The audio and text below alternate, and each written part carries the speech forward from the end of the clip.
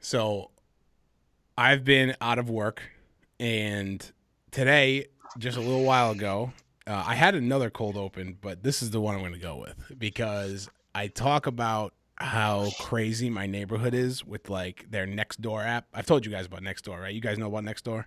Yeah, Yeah. I have it too. Yeah. Yeah, it's like Facebook for your neighborhood if you're unaware. Get a knock on our door today. This lady Kathy, I've never seen before in my life. She's like in a frenzy, and she's standing like 10 feet away from the door with her mask on. I don't have a mask on. I'm in my sweatpants, and I'm just standing there. And she's like, "Hi, I'm Kathy. You don't know me, but there's a porch pirate in the neighborhood stealing packages from people's like front steps." And so I was like, "All right." And then she takes off.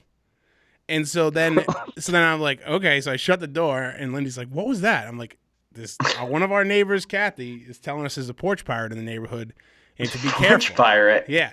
So she told me that there's like the police. She said to me, "Be careful because the police are following him," and that was all the information she gave me. So I don't know why I have to be careful because the police are following this person. I guess she means like just like watch out for my packages. But then, like 5 minutes later, Lindy and I are looking out the window, and she's going around to every house on our street. Just one by One, every single house. Listen, if I saw someone take my neighbor's package, or like if my Ring doorbell caught someone taking someone's package and I could help somebody out, I would go and tell them. You know what I'm not doing? I don't give a fuck about the guy down the street's package. I mean, I'm sorry.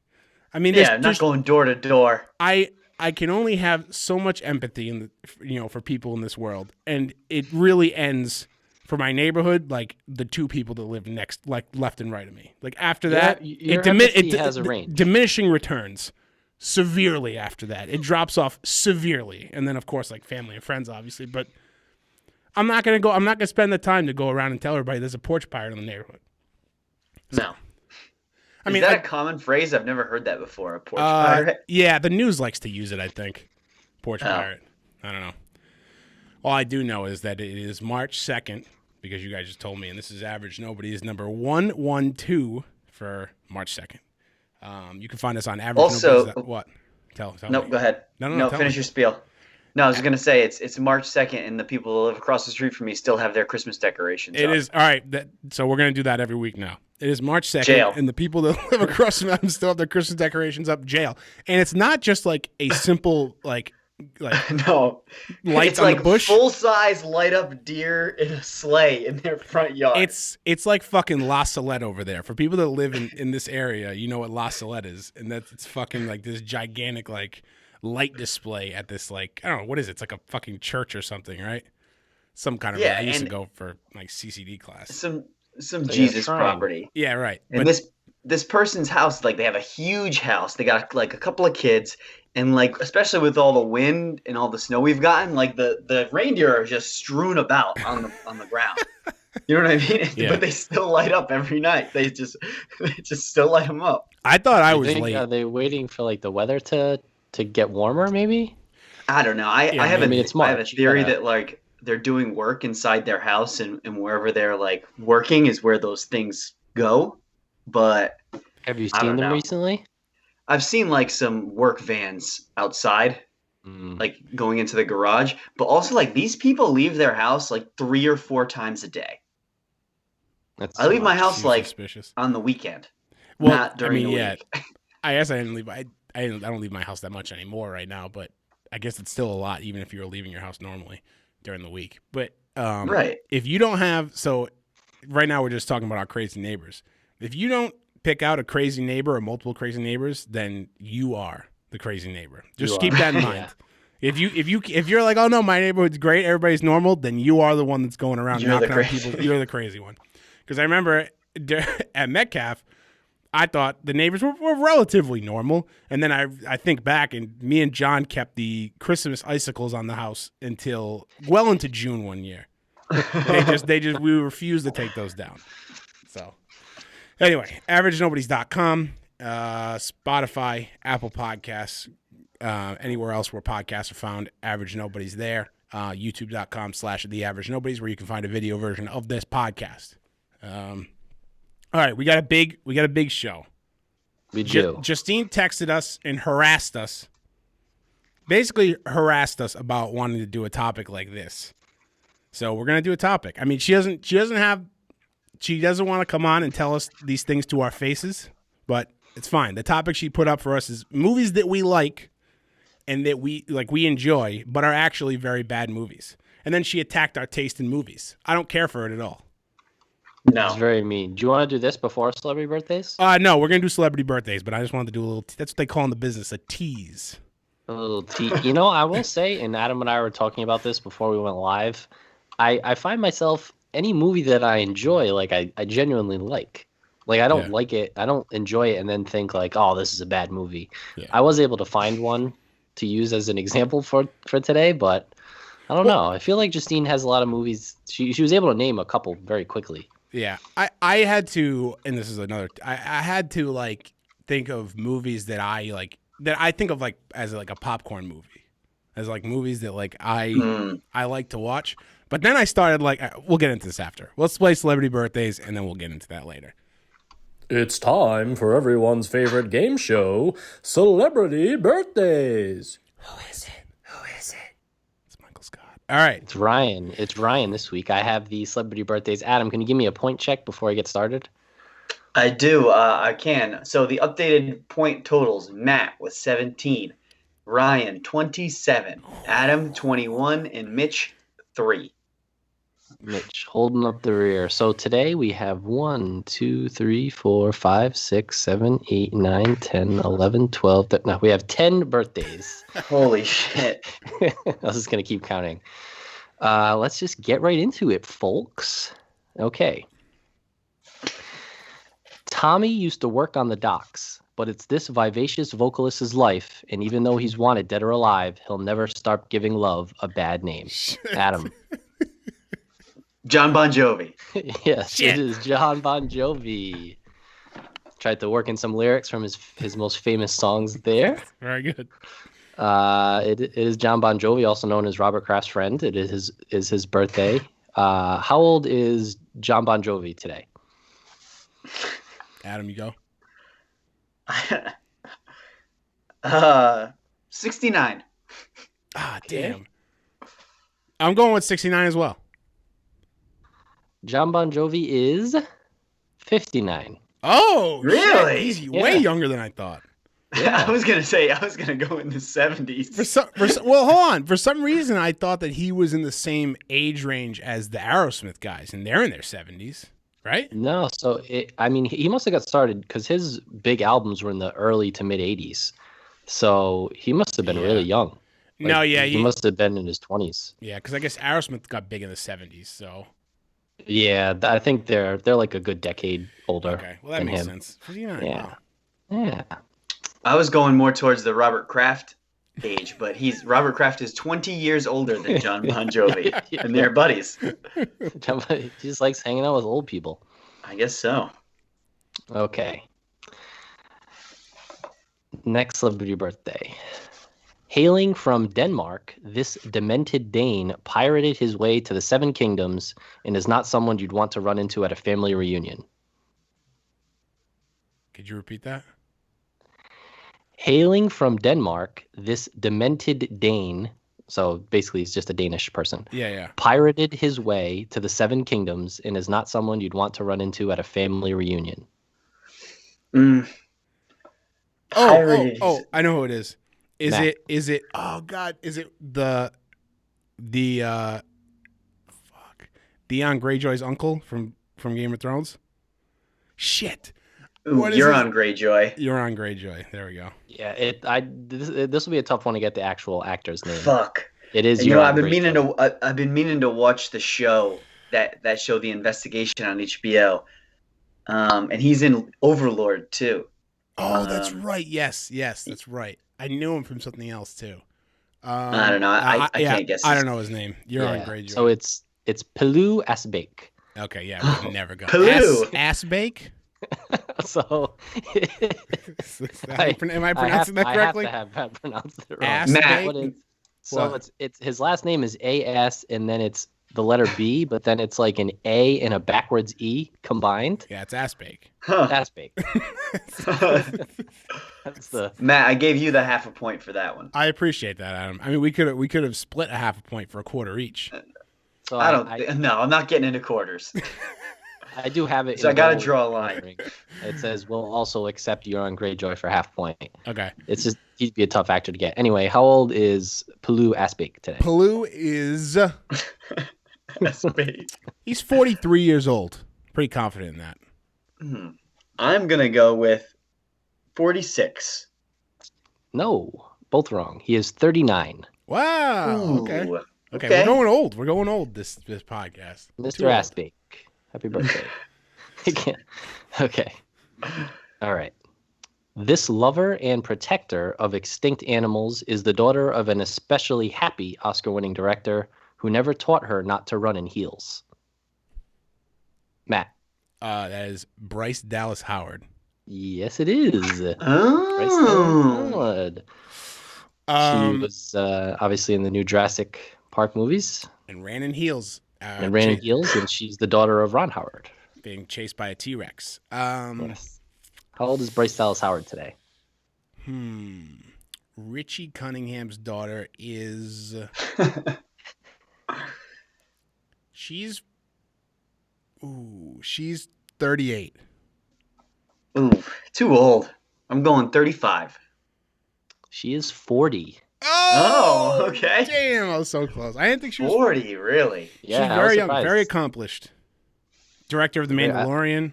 Yeah, I like her a lot. She's good. She's a good kid. Damn, no ages today. No ages so far. All right, next up.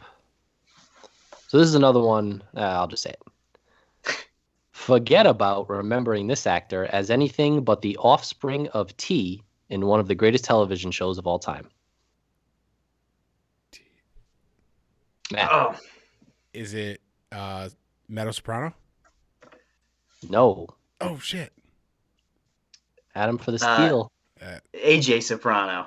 Yes, it is. AJ Soprano. I don't know what his Wow. name is. Matt, do you know his name? Um, He was just on Part of My Take recently. I know it. I listened to the fucking interview. Oh.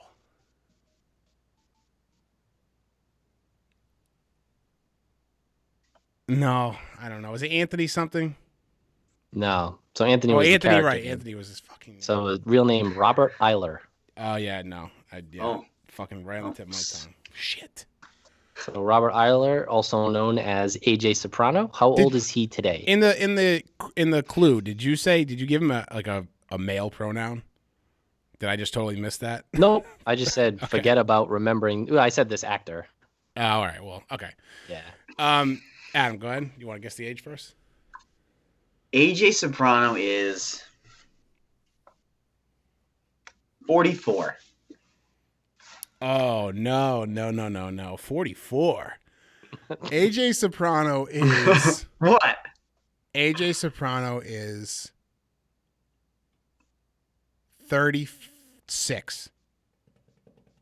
Correct. Really? No. Holy shit. Let's go. Adam, he was fucking like 15 years old in 2000. Was he? Yes. He was a very young kid during The Sopranos. 44. I don't know. He's 36 today. I almost said It wouldn't- 35. It wouldn't have been as embarrassing if Matt didn't nail it. Yeah, it really made your guess look stupid. Oh, Good job, yeah. Matt. Let's Nice go. guess. Okay. Next celebrity birthday. Okay. Ex-husband to the creator of the vagina-scented candle, this swoony songbird takes the advice of the scientist whenever he's feeling yellow. Matt. That is Chris Martin. Yes, it is. Damn. Lead singer of Coldplay. Ex-husband of Goop Gwyneth star. Paltrow. The Goop CEO. All right, how old is Chris Martin today? Chris Martin today? He is a young, at heart, 43 years old. Might I'm be going older. 44. Chris Martin is 44. Yes, sir. Shit. Ah, damn. Big time redemption from Adam there. Fuck. What a response. After the horrific guess for AJ Soprano. All right, next one. Without a cause, this funny female wouldn't hesitate to join you for a shrimp on the barbie. And while she may not be perfect, she has hustled, sang, and danced her way into movie audiences' hearts. Adam. Rebel Wilson. That is correct. Rebel Wilson. The Without a Cause is in reference to Rebel Without a Cause. Mm-hmm. Oh. 2009 movie with Tara Reid. No, I'm just kidding. The 1955 movie with James Dean before he started his sausage empire. How old is Rebel Wilson today? Rebel Wilson is 35. She's 34. Both incorrect. Rebel Wilson is 41 today. Really? Oh. Yeah. I guess that. So I was gonna do not a. So I felt like this would have came off the wrong way if I did it this way. So her character name in Pitch Perfect is Fat Amy, right? Yeah. Yeah. So I was gonna say this fat, funny female. Hey, Yeah, I don't think. you know what's crazy? So when did Pitch Perfect come out? 2012, right? Yeah. Around there. They were in high school or was that college? I think it was college. College. Okay, I mean that makes a little more sense. But she's 44 and 41. 41. 41, so she was a 30-year-old college student. They really you really don't They realize they how do that all the time. out of age some of these people are. They cast like Netflix is a huge culprit of it. For their like high school students that are like 50-year-old men. Yeah. All right. All right, we got 4 more. Okay. An untucked short sleeve shirt and tie was his outfit of choice as a telemarketer, but this mustachioed funny man with a questionable work ethic has also founded Grizzle and was the lead singer of his own band in 2 other fan favorite comedy shows. Adam. That is Blake Anderson. That is correct. Mr. Blake Anderson's birthday today. How old is Blake Anderson? Balake is 36. He is 34. Ooh, close. Blake Anderson is 37 today. Oh, I thought you were gonna go one up, Matt. No, I didn't think he No. was that old. I was trying to do the math. When He is though. I mean, I guess unless you're lying. Would you be upset if I was lying about all these? It's not even their birthday. All right. Next one. We got 3 left. Okay. Whether she's a member of the Corona loving crew, a trusted advisor, or lover of neutral colored worms, this actress is always under God's eye. Matthew. Is Michelle Rodriguez? No. Oh no. Oh fuck! I know who it is now. Adam. Is it like Nathalie Emmanuel? Yep. Emmanuel? Something like Nathalie Emmanuel, also known as Missandei from Game of Thrones. Fuck. And she is Ramsey in Fast and the Furious. The newer ones. Totally missed on the Grey Worm. Totally missed on that? Oh, yeah. And then God's Eye. I actually is got like it for God's Eye, yeah. God's Eye. Yeah. So it is Classic. Nathalie Emmanuel. Her birthday today. How old is Nathalie? Nathalie. 27. Ooh, she's 29. She's 32. Damn. Damn it. Not a good day for ages. No, yeah, We both got one. Yeah. That is All a right. good day. Usually a bad day is where we get none. Yeah, that's true. That hasn't All happened. right, 2 in a more. while, though. 2 more. This suave English hunk of an actor loves butt soup with extra nipples, mastering incomprehensible accents, and has my vote for the best drinker of martinis shaken, not stirred. Matt. Daniel Craig. Yes, it is. Still one of the best Butt SNL. soup. Still one of the best SNL skits of the last I don't That's know, 10 years. Yeah, that's Schwartz's favorite one. Oh, it's so good. The guy's a cat calling girls, and when he was really bad at it. That was like still when that was Jason Sudeikis. That's crazy. Yeah, he was. Wild. Yeah, he was the foreman. All right, how old is Daniel Craig today? Daniel Craig is, he's 51. Mm. He's, I'm gonna go I'm gonna go 52. Oh, you So close. Daniel Craig is 53. Damn it! God. The James Bond. Damn. Best James Bond, in my humble opinion. I remember when he turned 50, and I guess that was a longer time ago than I thought. So Yeah, I thought it was last year. I thought you nailed it with 51. yeah. All right. That's why This I is said the 52. this is the final one, and this one I really just did because I Oh wanted to wait, do Matt, the riddle. you got that one right. Yeah. Yeah. Oh, I got the name. Okay. The final one. Ready. This author wrote about everything from felines to breakfast to fish that were red, attempted robberies of Christmas, but now he's dead. Matt. I don't know his real name. Dr. Seuss? Correct. I don't know his real name either. Is that his real name? It's I don't Robbie think so. Seuss. Robbie Seuss. No, that can't be right. Bob Seuss. Who's currently going through, it's Theodore Geisel. He is being, right now, he's being stricken from the history. Stricken books. from history. What a sad day. It's- Who cares? Here's the thing. I don't care because I don't have a nostalgic bone in my body for any of the Dr. Seuss like books, especially the ones that they're being taken away.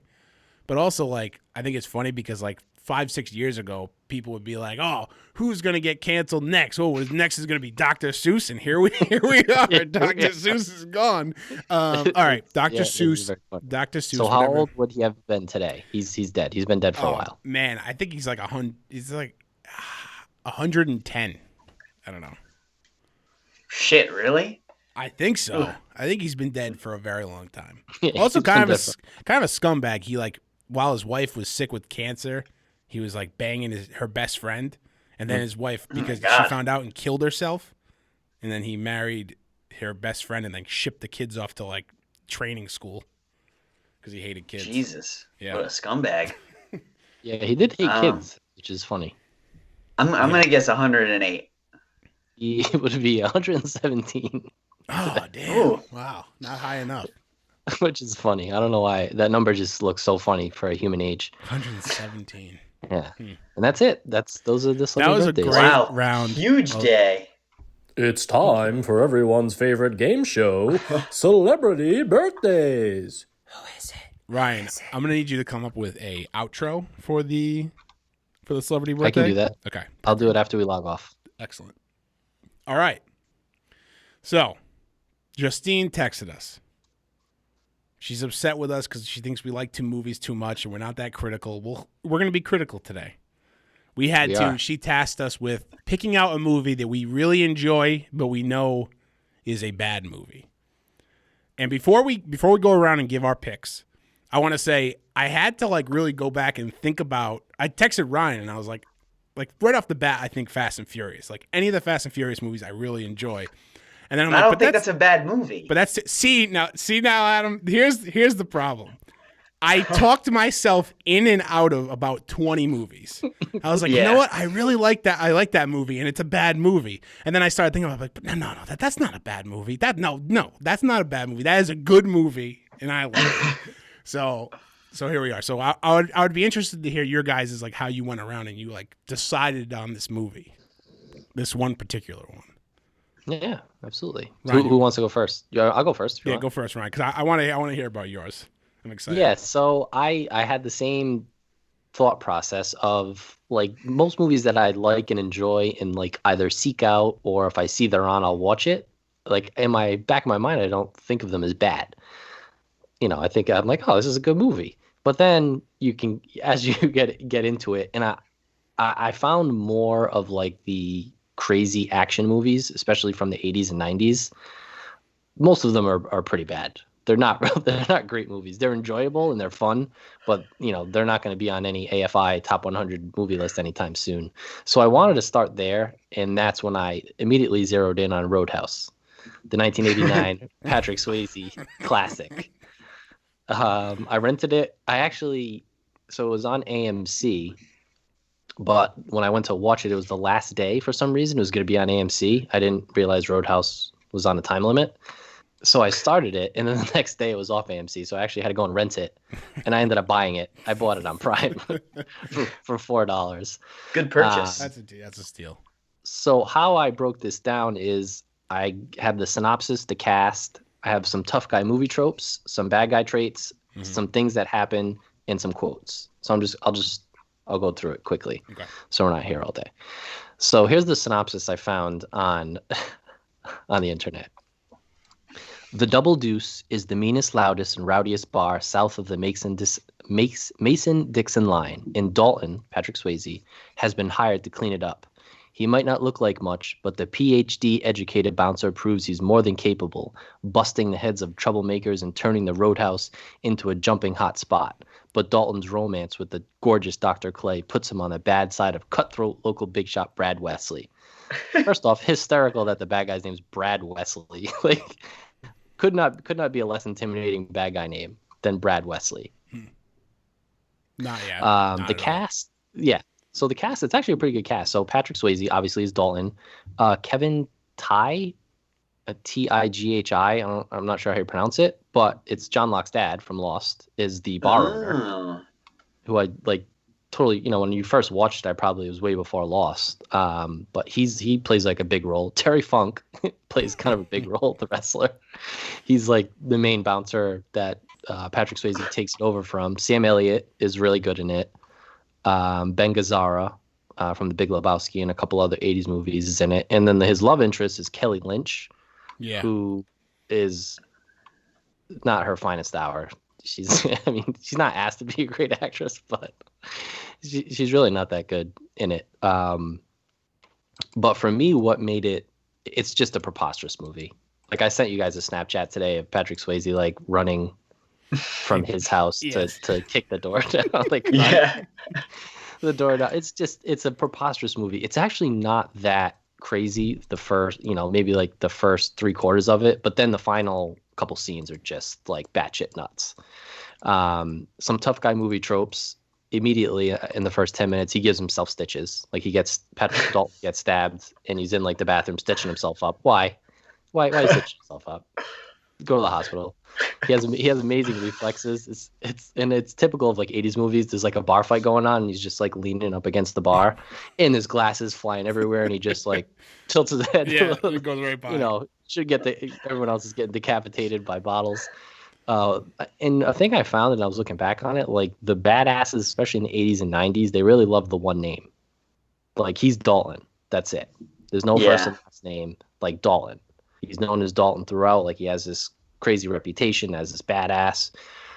There's also shirtless martial arts training montages with dramatic music.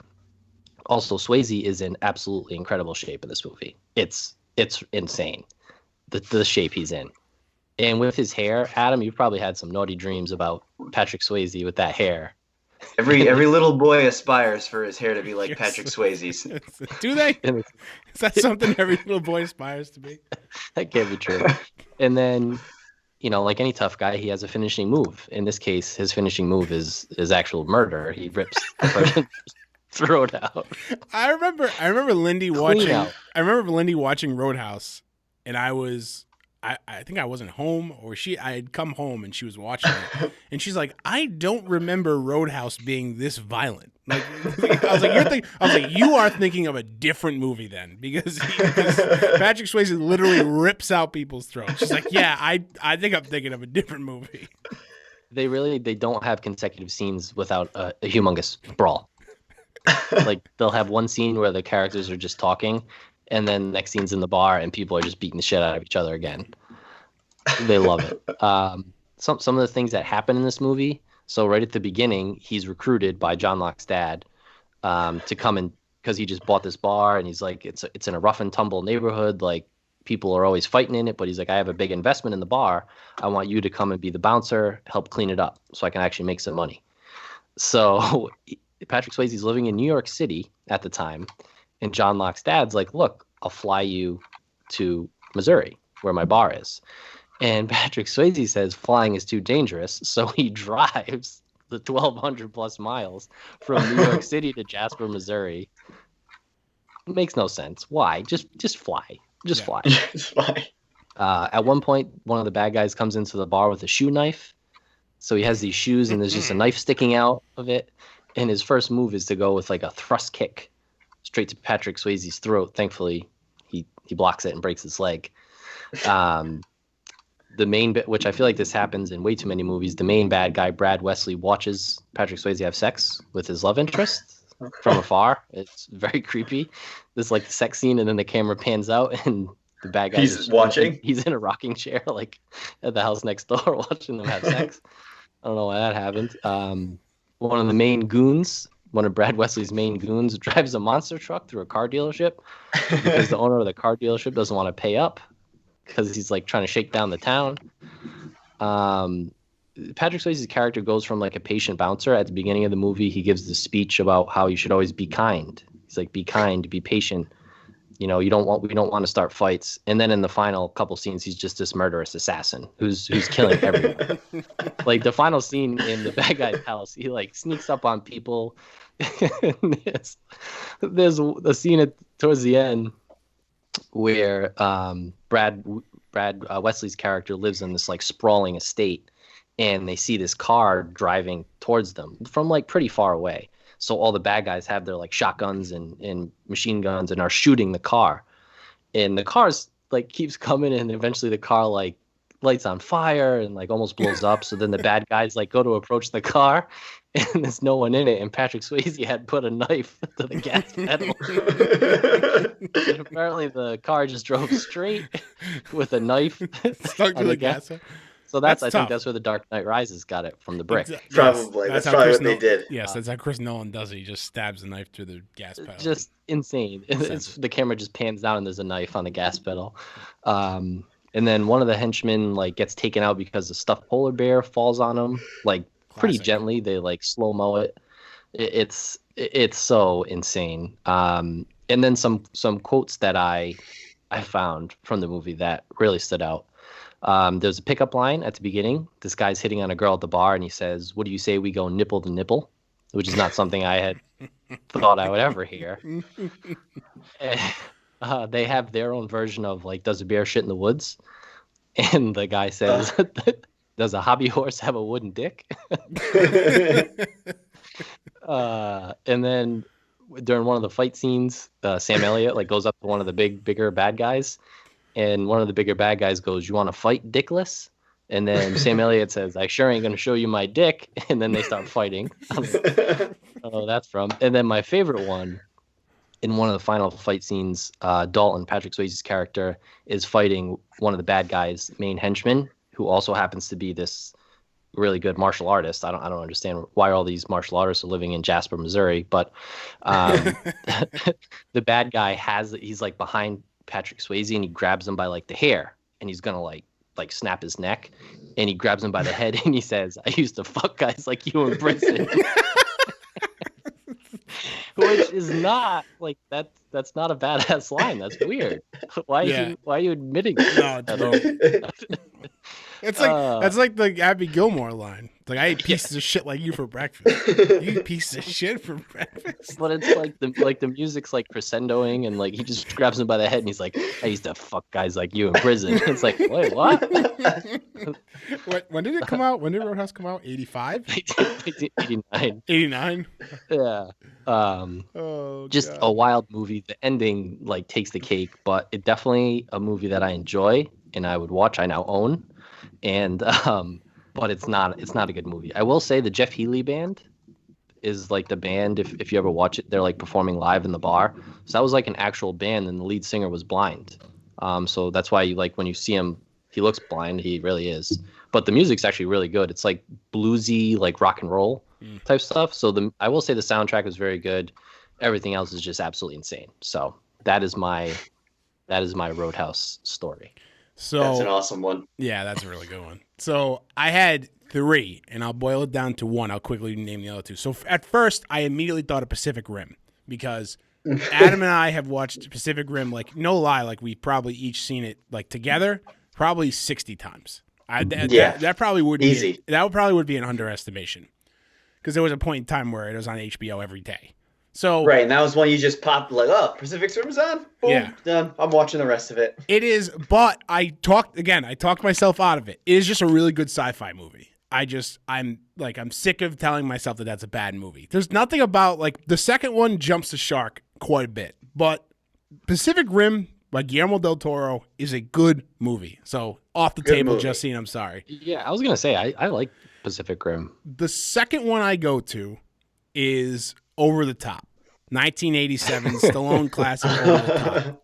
I love that movie. That movie is everything that 80s action movies are, and the fact that it's about an arm wrestling competition is just fantastic. It's like, how can we like all right, we can't have Stallone box. It's been done before. What are we gonna have him do? We're gonna have him arm wrestle.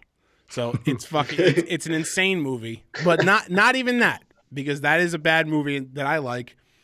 The number one movie that I love, that I know deep down is just a really bad movie with really cheesy lines, is the 1998. If you look up blockbuster popcorn movie in the dictionary, Bruce Willis's face pops up. It is Armageddon. It is okay.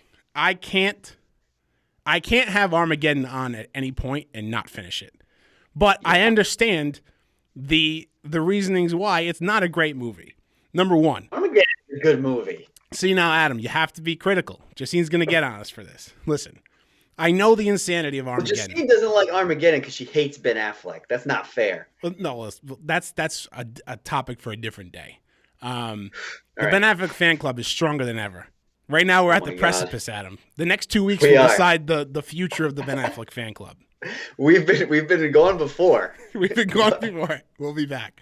So All right, Armageddon. go back to Armageddon. Sorry. Armageddon. If you don't know what Armageddon is, NASA is having this issue with this giant asteroid hurling towards Earth.